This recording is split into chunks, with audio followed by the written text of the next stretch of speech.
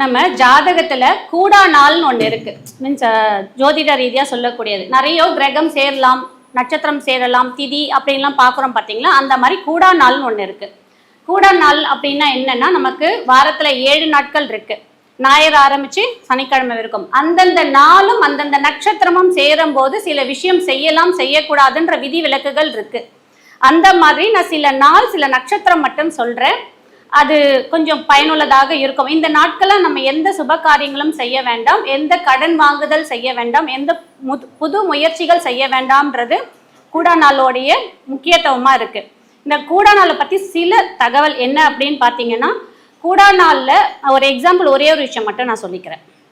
இந்த ஞாயிற்றுக்கிழமையும் பரணி நட்சத்திரம் வரக்கூடிய நாள் அன்று தான் துரியோதனன் அந்த சபையில அவமானப்பட்டாராம். ஸோ அந்த மாதிரி ஒவ்வொரு நாளுக்கும் ஒவ்வொரு நட்சத்திரம் சேரும்போது நமக்கு ஒவ்வொரு விளைவுகளை கொடுக்கும் சொல்லப்படுறதுனால அந்தந்த நாள் மட்டும் எதுவும் செய்ய வேண்டாம். ஞாயிற்றுக்கிழமையும் பரணி நட்சத்திரம் வரக்கூடிய நாள் அன்று நீங்க எந்தவித நல்ல காரியங்களும் கடன் வாங்குதலும் முக்கியமான விஷயங்களும் தவிர்த்துக்கிறது ரொம்ப ரொம்ப நல்லது.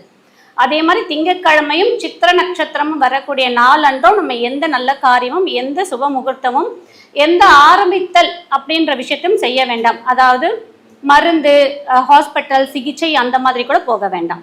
செவ்வாய்க்கிழமையும் உத்திராடம் நட்சத்திரம் வரக்கூடிய நாளன்றும் எதுவும் செய்ய வேண்டாம். புதன்கிழமை அவிட்ட நட்சத்திரம், வேழக்கிழமை கேட்டை நட்சத்திரம், வெள்ளிக்கிழமை பூராடம் நட்சத்திரம், சனிக்கிழமை ரேவதி நட்சத்திரம்.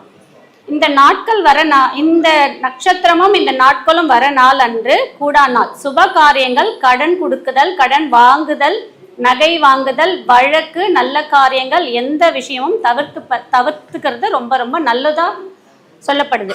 இந்த நாளை செய்யும் போது நமக்கு என்ன ஆகணும்? அவமானம் சொல்லுவோம்ல, நம்ம எல்லாமே நல்லா தான் போச்சு, ஏதோ ஒரு விஷயத்துல அவமானப்பட்டுட்டோம்னு சொல்றோம் பாத்தீங்களா. அதெல்லாம் பாத்தீங்கன்னா இந்த நாள் இந்த நட்சத்திரம். இப்போ நீங்க எல்லாம் அடுத்த கேள்வி கேட்கலாம், இந்த நாள் இந்த நட்சத்திரத்துல நாங்க பிறந்துட்டோமே, நாங்க என்ன பண்ணலாம் கேட்போமா? ஞாயிற்றுக்கிழமை பரணி நட்சத்திரம், திங்கட்கிழமை சித்திரை நட்சத்திரம், செவ்வாய்க்கிழமை உத்திராடம் நட்சத்திரம், புதன்கிழமை அவிட்டம் நட்சத்திரம், வேழக்கிழமை கேட்டை நட்சத்திரம், வெள்ளிக்கிழமை பூராடம் நட்சத்திரம், சனிக்கிழமை ரேவதி நட்சத்திரம். ஸோ ஃபார் எக்ஸாம்பிள் இந்த சனிக்கிழமையும் ரேவதி நட்சத்திரம் வரக்கூடிய நாள்ல நீங்க பிறந்துட்டீங்கன்னு வச்சுக்கோங்களேன். அது நட்சத்திரமா இருக்கட்டும், ராசியா இருக்கட்டும், இல்ல லக்ன புள்ளி விழுந்த நட்சத்திரமா கூட இருக்கட்டும். நீங்க என்னதான் வாழ்க்கையில எல்லா கிரகம் ஏதோ சப்போர்ட், என்ன கிரக திசை தசாபுத்தி எது போனாலும் நமக்கான ஒரு தேடல் இருக்கும், மன வருத்தம் இருக்கும், மன வலி இருந்துகிட்டே இருக்கும். தயவு செய்து யாராவது இருந்தா செக் பண்ணி பாருங்க. இது ஒண்ணு. இந்த மாதிரி இருக்காங்க ஒரு சின்ன சின்ன சிம்பிள் பரிகாரம் என்ன அப்படின்னா, உங்க ஊர்ல இருக்கக்கூடிய பழமையான கோவில், சிவன் கோவில 2 நெய் தீபம் அன்று வரக்கூடிய அந்த நாள், அந்த நட்சத்திரம் வரக்கூடிய நாள் அன்று பிறந்திருந்தால், நீங்கள் பிறந்திருந்தால் போய் 2 நெய் தீபம் ஏத்திட்டு அந்த கோவிலுக்கு ஏதாவது உழவாளர் பண்ணி செஞ்சுட்டு வாங்க. உங்க வாழ்க்கையில மிகப்பெரிய மாற்றம் கண்டிப்பாக வந்தே தீரும்.